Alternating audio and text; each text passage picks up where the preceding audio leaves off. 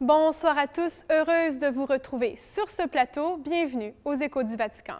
Je m'appelle Émilie Callan et je remplace Charles Bourgeois pendant le mois de décembre puisqu'il est en République centrafricaine pour un tournage documentaire. Nous commençons cette émission avec la réflexion du Saint-Père pour la deuxième semaine du temps de l'Avent. Lors de la prière de l'Angélus, place Saint-Pierre dimanche dernier, le pape a demandé devant une foule d'environ 45 000 pèlerins « Comment puis-je changer quelque chose de mon attitude pour préparer le chemin du Seigneur? » Pendant ce temps d'attente qu'est l'Avent, il a parlé notamment du besoin de se réconcilier. Voici un résumé de sa réflexion. Le but de cette attitude de veille, d'attente est la conversion. Dans l'Évangile, Jean le Baptiste proclame un baptême de conversion pour le pardon des péchés. Et le pape, dans sa réflexion, disait quelles sont les conditions de la conversion.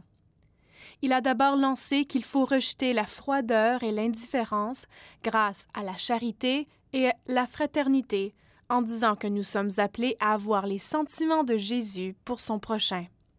Mais qu'il faut avant cela changer son attitude face aux autres, avec une sollicitude spéciale pour les plus nécessiteux. Puis il a ajouté qu'il faut lutter contre l'orgueil et la suffisance, en demandant pardon pour nos erreurs, nos infidélités et nos manquements. Le croyant est celui qui, comme Jean le Baptiste, a souligné le Saint-Père, ouvre des chemins dans le désert. Il les a invités à ne pas se laisser emporter par les attitudes négatives du monde, mais de se laisser toucher par la parole de lumière, d'amour et de consolation. Aujourd'hui encore, chacun est appelé à proclamer la vérité avec courage pour réveiller les attentes et les espérances du Messie, à être des témoins humbles mais courageux.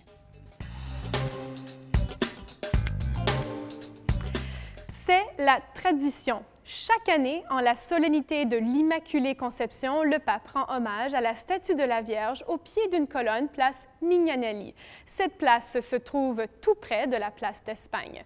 Pendant toute la journée, les Romains viennent prier devant le monument, une coutume qui remonte au milieu du 19e siècle. Les pompiers de la ville étaient les premiers à lui apporter des fleurs et les accrocher au bras de la statue. Le pape est arrivé dans l'après-midi du 8 décembre et accueilli par l'archevêque vicaire de Rome. Et comme à l'habitude, il s'arrête pour déposer des fleurs et prier. Voici un extrait de cette prière. Tu sai, madre, cosa vuol dire portare in grembo la vita e sentire intorno l'indifferenza, il rifiuto, a volte il disprezzo. Per questo ti chiedo di stare vicina alle famiglie che oggi, a Roma, in Italia, nel mondo intero, vivono situazioni simili, perché non siano abbandonate a se stesse, ma tutelate nei loro diritti umani che vengono prima di ogni pur legittima esigenza. In nessun luogo manchi quello che Roma ha più di prezioso e che conserva per il mondo intero il testamento di Gesù. Amatevi gli uni gli altri come io ho amato voi. Amen. Les papes rendent hommage à l'Immaculée Conception devant la colonne sur la place Mignanelli depuis 1953. Depuis un demi-siècle, plusieurs papes avant François avaient eux aussi une grande dévotion à la Vierge Marie. La devise du pape Jean-Paul II était dédiée à la Vierge par son totus tuus, c'est-à-dire tout à toi. Le pape émérite Benoît XVI a effectué de nombreuses visites à des sanctuaires mariales et dans ses réflexions, il revenait souvent sur la figure de Marie comme mère de Dieu et exaltait sa maternité. Le monument a été érigé et dédié à la Vierge le 8 décembre 1857, 3 ans après la déclaration du dogme de l'Immaculée Conception proclamé par le pape Pie IX.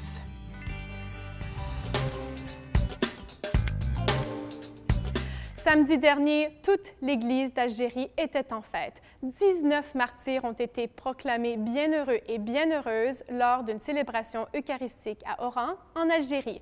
C'était la première béatification qui a eu lieu dans ce pays à majorité musulmane. La messe au sanctuaire de Notre-Dame de Santa Cruz était présidée par l'envoyé spécial du pape, le cardinal Giovanni Angelo Becciu, préfet de la Congrégation pour la cause des saints. Ces martyrs sont des religieux et des religieuses, dont Monseigneur Pierre Claverie, ancien évêque d'Oran, les moines trappistes de Tibérine, des prêtres et des religieuses qui ont été assassinés entre 1994 et 1996, c'est-à-dire pendant la décennie noire d'Algérie.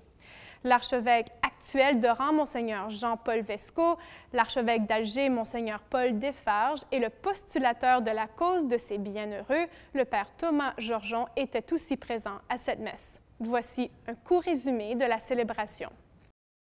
La cérémonie s'est tenue dans le sanctuaire marial à Oran, le jour de la solennité de l'Immaculée Conception. Fêter les martyrs d'Algérie sous le signe de Marie rappelait le commun désir d'harmonie entre chrétiens et musulmans, puisque Marie a une place au cœur de ces deux traditions religieuses. La dimension interreligieuse était très forte. Étaient aussi présents pour cette messe des imams ainsi que les familles des martyrs, des évêques, des membres de la communauté chrétienne, dont des jeunes qui ont animé le chant. En tout, environ 1 millier de fidèles étaient rassemblés sous un soleil chaud. Au début de la messe, on a lu un message du pape François à l'occasion de la béatification de ces 19 martyrs. Lu en français, il s'associait à l'action de grâce pour ces vies totalement données par amour de Dieu, du pays et de tous ses habitants. L'Église catholique en Algérie se sait l'héritière, avec toute la nation algérienne, du grand message d'amour proposé par l'un de ses nombreux maîtres spirituels de votre terre, saint Augustin d'Hippone. Elle désire servir ce même message en ces temps où tous les peuples cherchent à faire progresser leur aspiration à vivre ensemble dans la paix. Par la béatification de nos 19 frères et sœurs, l'Église veut témoigner de son désir de continuer d'œuvrer pour le dialogue, la concorde et l'amitié. Nous croyons que cet événement, inédit dans votre pays, dessinera un grand signe de fraternité dans le ciel algérien, à destination du monde entier. Nous sommes heureux que cette célébration puisse se vivre dans un sanctuaire dédié à la Vierge Marie, qui est particulièrement présente dans nos deux traditions religieuses. Que le regard maternel de la bienheureuse Vierge Marie, pleine de grâce, toute belle et toute pure, vous protège et vous garde. Toujours au début de la célébration, un reliquaire contenant la Bible du Père Christian de Chergé, l'étole de Monseigneur Claverie et l'anneau d'engagement de Sœur Esther ont été apportés devant l'autel avec une superbe icône représentant les 19 martyrs. Les supérieurs des congrégations de ces martyrs avec le cardinal Becciu et le postulateur, le père Thomas Georgeon, se sont recueillis quelques instants devant le reliquaire et l'icône. L'homélie a été prononcée par le cardinal Becciu. Il est revenu sur le témoignage de vie des nouveaux bienheureux et bienheureuses, ainsi que sur la mission qui les unissait tous en Algérie. Dans la foule immense de ceux qui ont atteint un destin de gloire, l'Église désire appeler aujourd'hui par leur nom 19 nouveaux bienheureux. Tués entre 1983 et 1986, dans des lieux et des temps différents, mais dans les mêmes contextes agités. Sur cette terre, ici, en Algérie, ils ont annoncé l'amour inconditionnel du Seigneur envers tous, surtout envers les pauvres et les exclus, en témoignant de leur appartenance au Christ et à l'Église jusqu'au martyr. Il est beau de penser maintenant qu'ils se trouvent parmi ceux qui sont passés à travers la grande épreuve et qu'on lavait les robes et les ont blanchies par le sang de l'agneau. Provenant de 8 instituts différents, nos frères et nos sœurs vivaient dans ces pays où ils accomplissaient diverses missions. Ils furent forts et persévérants dans leur service de l'Évangile et de la population, malgré les climats menaçants de violence et d'oppression qui les entouraient. En lisant leur biographie, on demeure frappé d'apprendre comment tous, bien conscients des risques qu'ils couraient, décidèrent courageusement de rester sur place jusqu'au bout. En eux se développait une forte spiritualité des martyrs, enracinée dans la perspective de se sacrifier eux-mêmes et d'offrir leur vie par une société de réconciliation et de paix.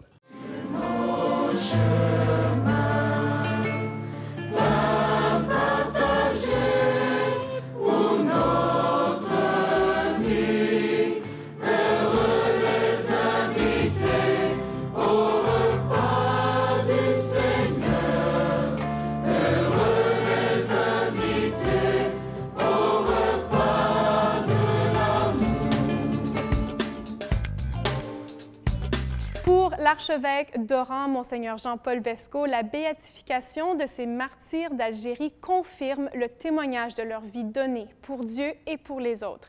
L'événement éclaire aussi les rapports qui se vivent au quotidien, encore aujourd'hui, entre chrétiens et musulmans. Monseigneur Vesco a été interviewé par KTO, Télévision catholique en France. Écoutez. Vous êtes ici au centre Pierre-Claverie, c'est un peu le centre de la vie diocésaine. Avec la cathédrale qui est derrière vous, avec l'évêché, avec une bibliothèque. On peut dire qu'un jour par semaine, le vendredi, puisque c'est l'équivalent de notre dimanche, le vendredi, ce lieu est dédié aux chrétiens.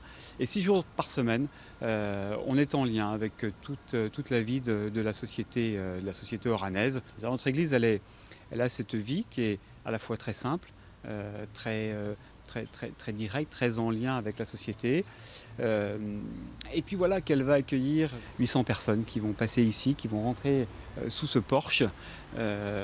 Donc évidemment, c'est une autre figure d'église. Le sens de cette béatification, c'est évidemment un message de fraternité. C'est un message de fraternité, c'est un message d'amitié. Le cœur du message, c'est de dire que la différence religieuse n'est pas un obstacle à la vie, à la relation, au respect mutuel. Voilà.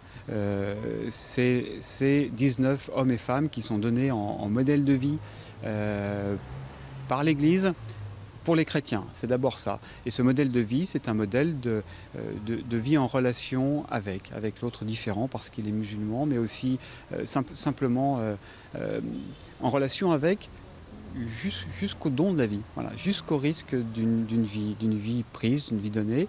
C'est ce qui s'est passé pour ces 19. Ces 19 ont perdu la vie, mais c'était simplement le témoignage de toute une église, dont beaucoup sont encore présents ici, qui ont simplement continué à vivre leur vie ordinaire, celle qu'on vit aujourd'hui, exactement la même. Et c'est ça qui est beau. Finalement, je crois aussi que le message de cette béatification, c'est que la sainteté, elle est à la portée de tous.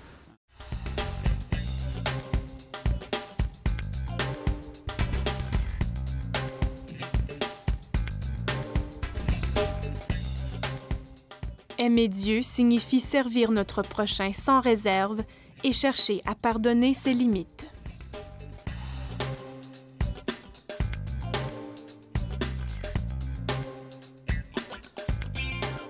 Le moment tant attendu, le dévoilement de l'arbre de Noël et de la crèche au Vatican. Vendredi dernier, place Saint-Pierre, le sapin et la crèche ont été inaugurés de manière officielle avec des chants de Noël et des danses traditionnelles. Des centaines de personnes étaient rassemblées pour l'impressionnant dévoilement. On a déployé des grands rideaux blancs pour révéler la sculpture de sable et allumer les lumières du sapin de Noël. Revenons un peu sur les décorations de Noël au Vatican. L'arbre de Noël cette année mesure 23 mètres de haut. Le sapin rouge de 4,5 tonnes provient de la forêt de Cancilio dans la province de Pordenone, une région du nord de l'Italie. De plus, on a révélé une crèche grandeur nature faite entièrement de sable. Le bas-relief qui mesure 16 mètres de large représente la naissance de Jésus avec, à côté de lui, Marie et Joseph, les anges, les rois mages et des bergers. 4 artistes de la région de Jesolo ont été embauchés pour construire la structure de sable. Ils ont utilisé 700 tonnes de sable, du sable qui provient d'une chaîne de montagnes en Italie nommée les Dolomites. C'est le pape Jean-Paul II qui a commencé la tradition de décorer la place Saint-Pierre pour Noël.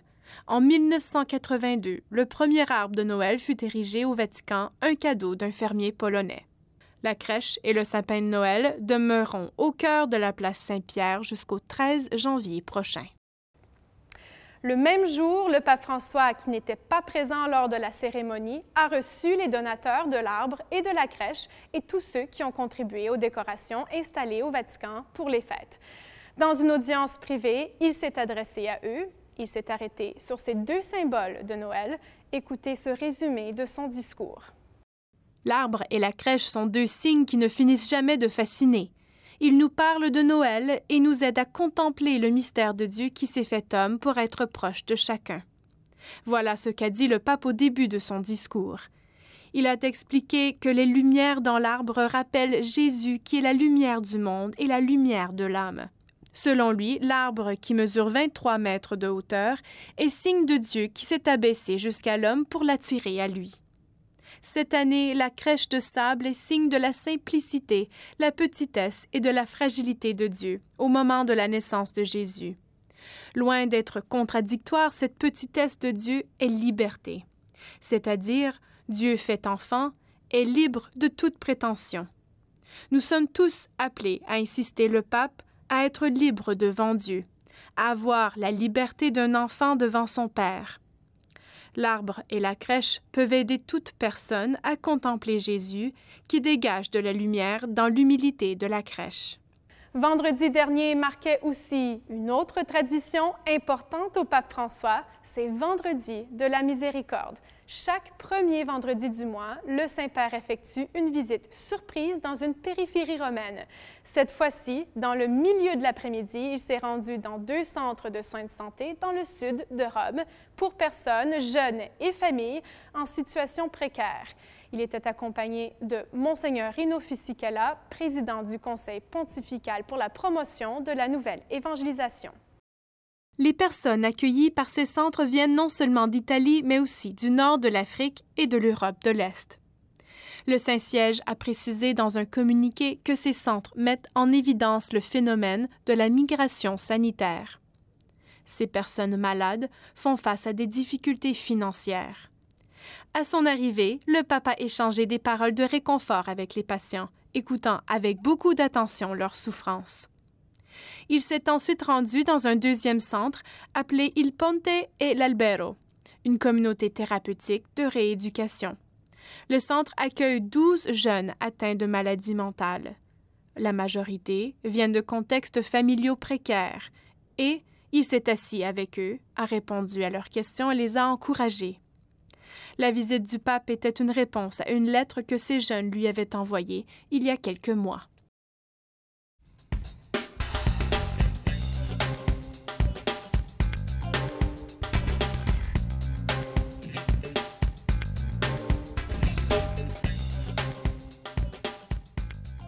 Quel est le secret de la beauté de Marie toute belle? Non pas l'apparence, ce qui passe, mais le cœur totalement orienté vers Dieu.